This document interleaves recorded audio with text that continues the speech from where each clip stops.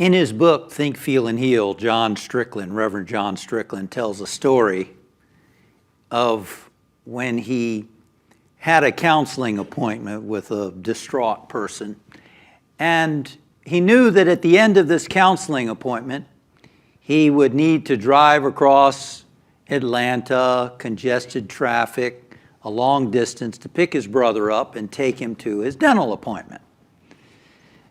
Well, he allowed an hour and a half for this counseling appointment, and it was a sensitive time, and his brain normally might have gotten stressed. Any of you ever get stressed? Does your mind ever make you stressed about being on time somewhere or how it's all going to work out? He had a tight schedule that day. And he said that much of his life had been about trying to solve problems with his brain.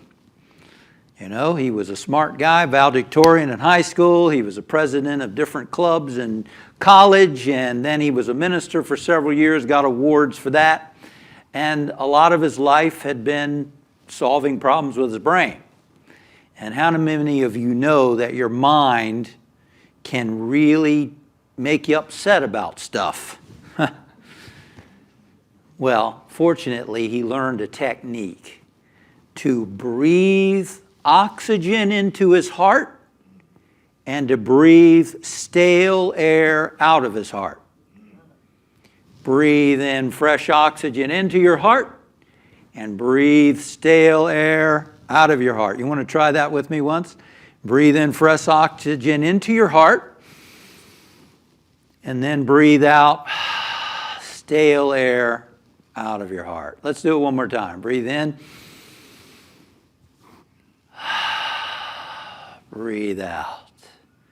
So all during this counseling session, to help him focus and not be thinking about other things and his appointment and all that and concerned about stuff, while he was listening, he was also breathing in fresh oxygen into his heart and exhaling stale air out of his heart.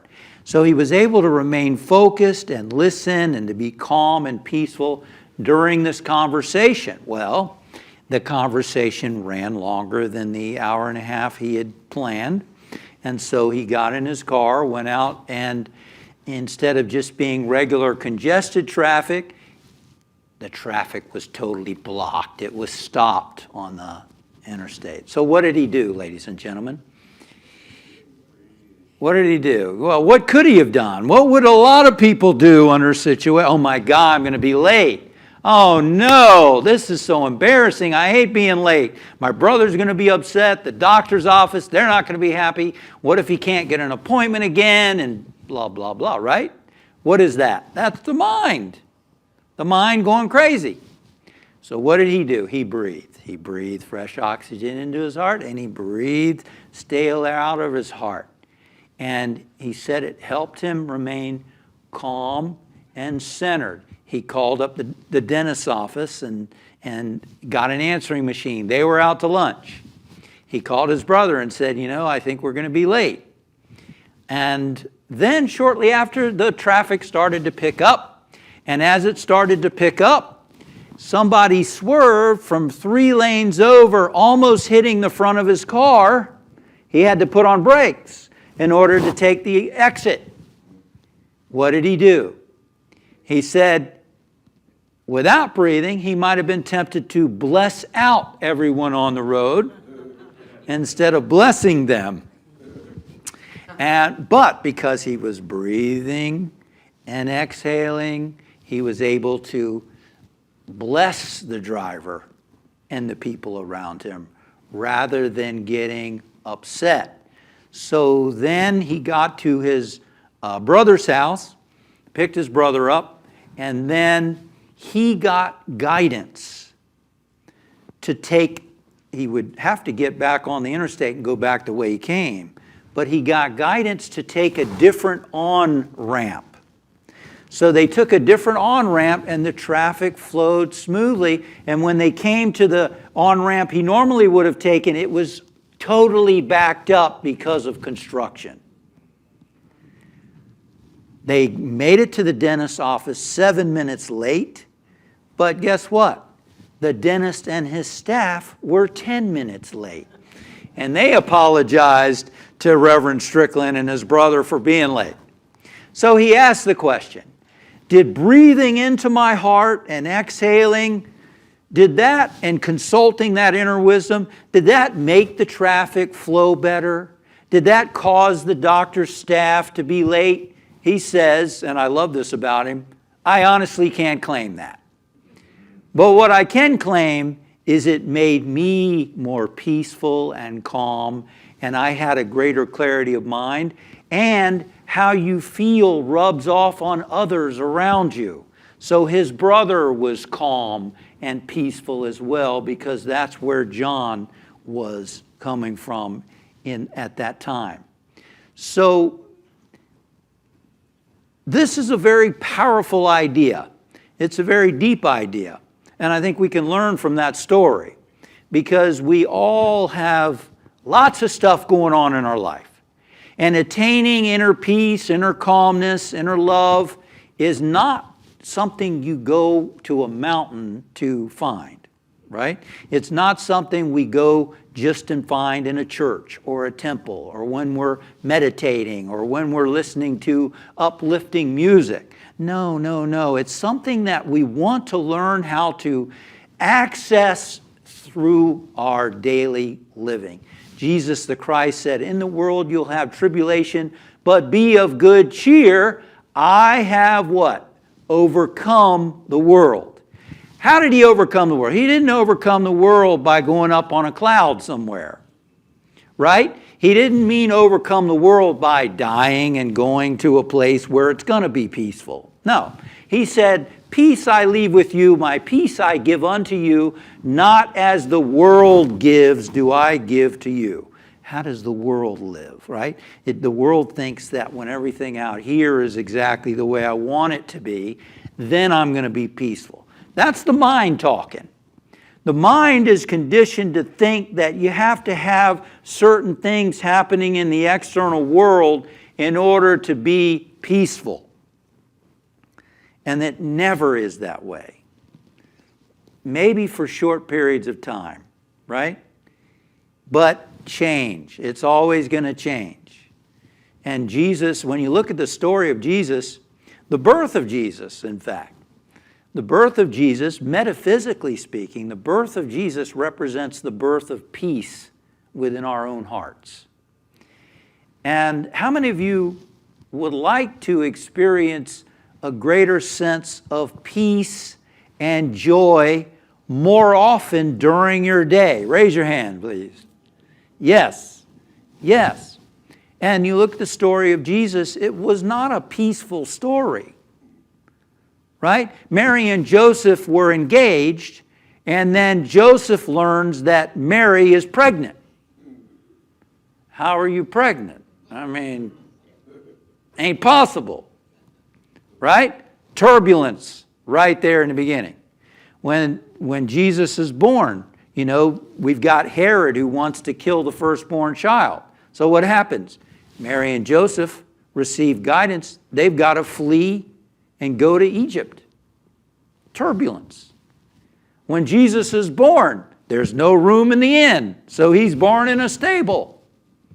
And then Jesus' life, there's persecution, there's conflict all around him. And yet, he was centered in joy, in love. How do we know that? On the very cross itself, he said, Father, forgive them, for they know not what they do. Right? He was centered in that love in the midst of the challenges, in the midst of turmoil. And the big question for us, I think, is, first of all, how much do we want to live in that inner peace and joy? How important is it to us really? What's so impressive to me about John Strickland's story is that he wanted to live in peace in the first place. Right? I mean, let's face it, a lot of people are addicted to Anxiety. A lot of people are addicted to adrenaline. Gay and Kathleen Hendricks, who wrote the book Conscious Loving and a lot of other books on relationships, they say a lot of arguments in relationships are because people are addicted to adrenaline. If they're feeling low energy or they're bored in the relationship or they just don't feel, they feel blah in their life, hey, unconsciously they can pick a fight. And now there's adrenaline. When we're critical, when we are judgmental, we get a rush of adrenaline. Stephen Covey, who wrote The 7 Habits of Highly Effective People and other wonderful books, when he talked about time management, in order to be doing the most important things in your life and not get caught up in, he had a quadrant, the urgent and the important, the urgent and the not important. People get caught up in the urgent. Why? Because they're addicted to adrenaline. They like the feeling of rushing. They like the feeling of that adrenaline, that stress that happens. They like it. Problem is, it produces cortisol and stress hormones. And it's hard on the body.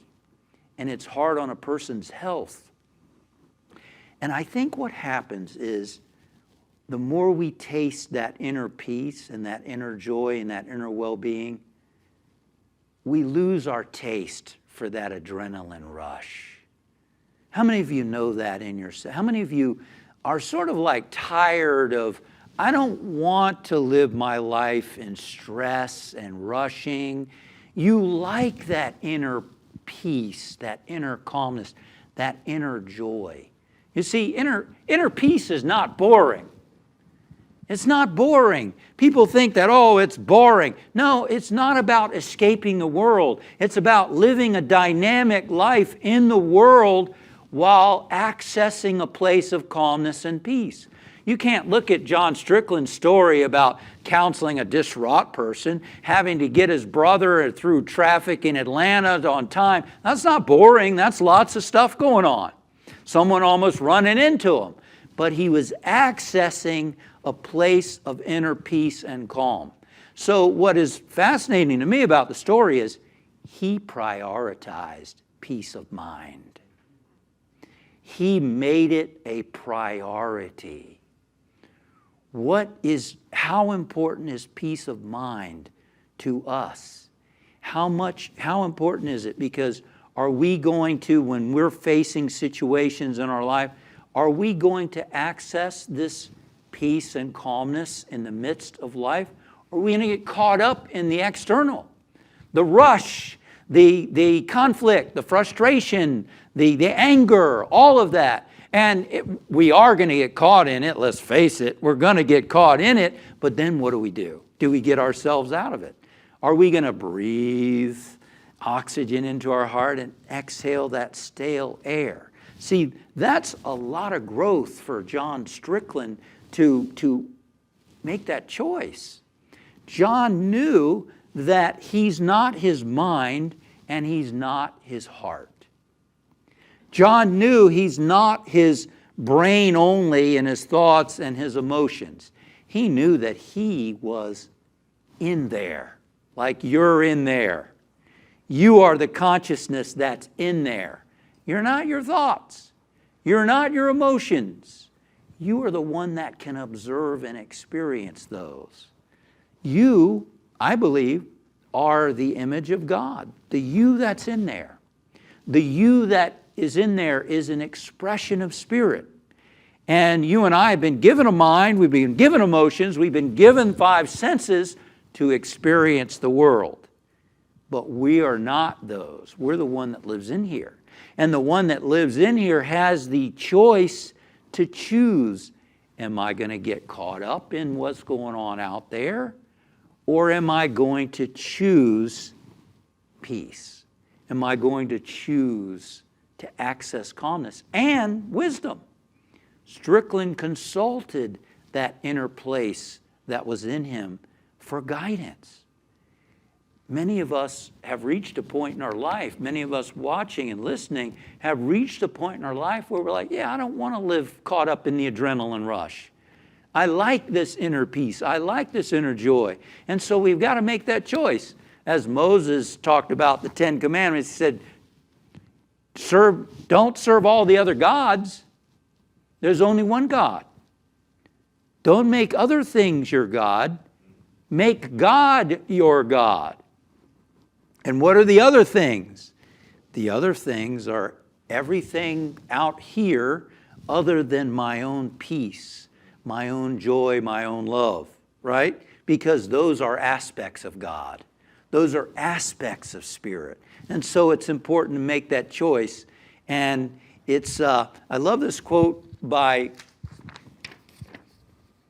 author Hugh Prather, who likens the peace of God to a tender infant, appropriate for the birth of Jesus this time of year.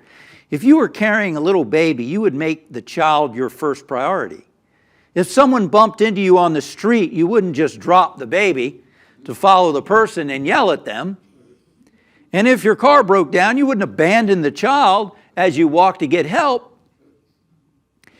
In the same way, we can't afford to put the peace of God aside for any worldly distraction.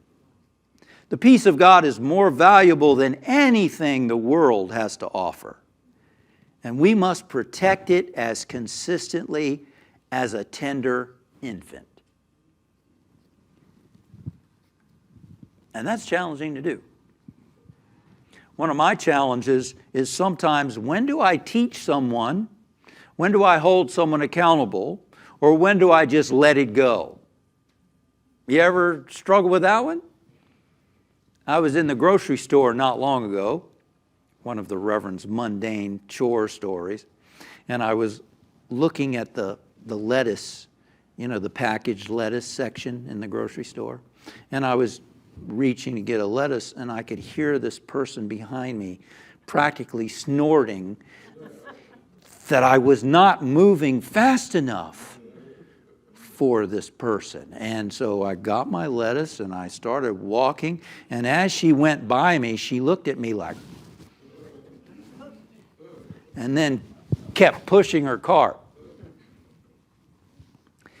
Again, that was an opportunity for the Reverend to take a nice deep breath, breathe in peace into his heart, breathe out stale air, and then consult his wisdom and ask, okay, how shall I respond to this? Well, that would be ideal, wouldn't it?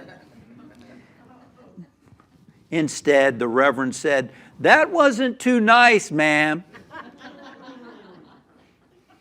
Or it was something more like, that was a little rude, miss.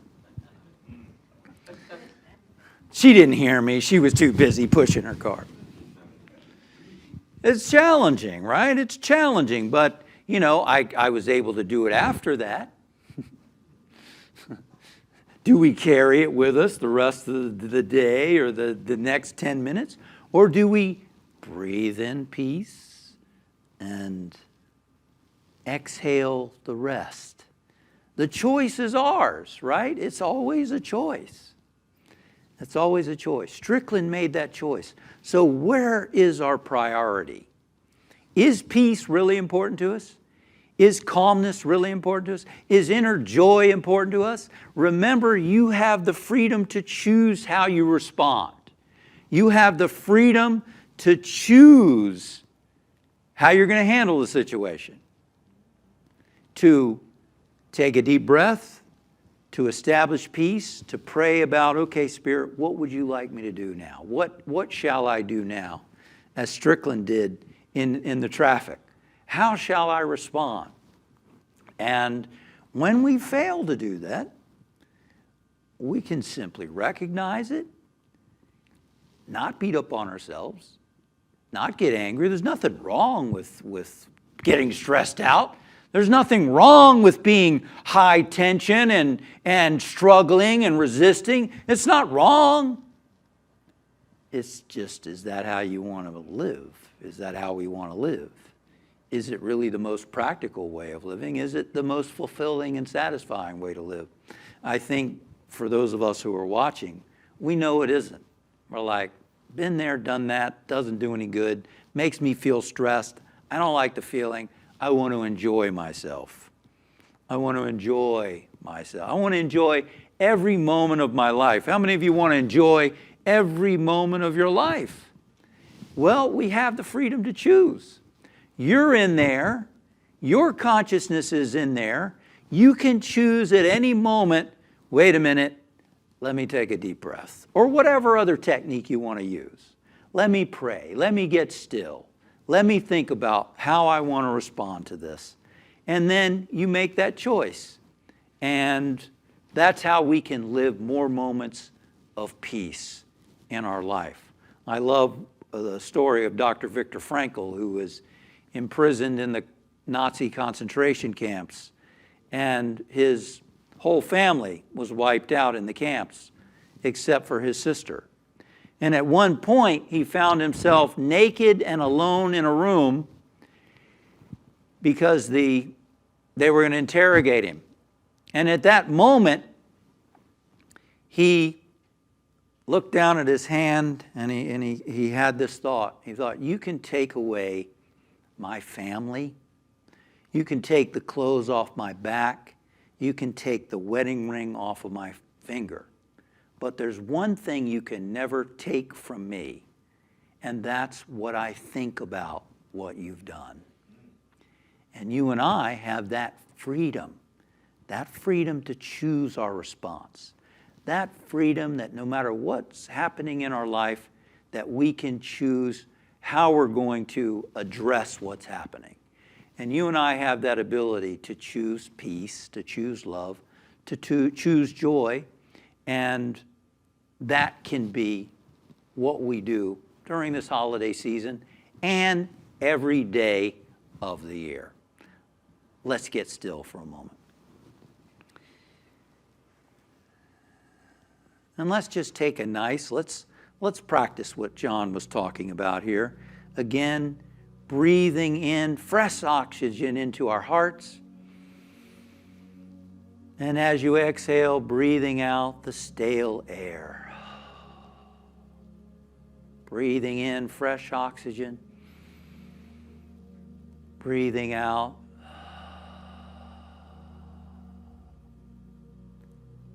And consulting your inner wisdom. Consulting the Christ within you. Spirit, what would you have me do now?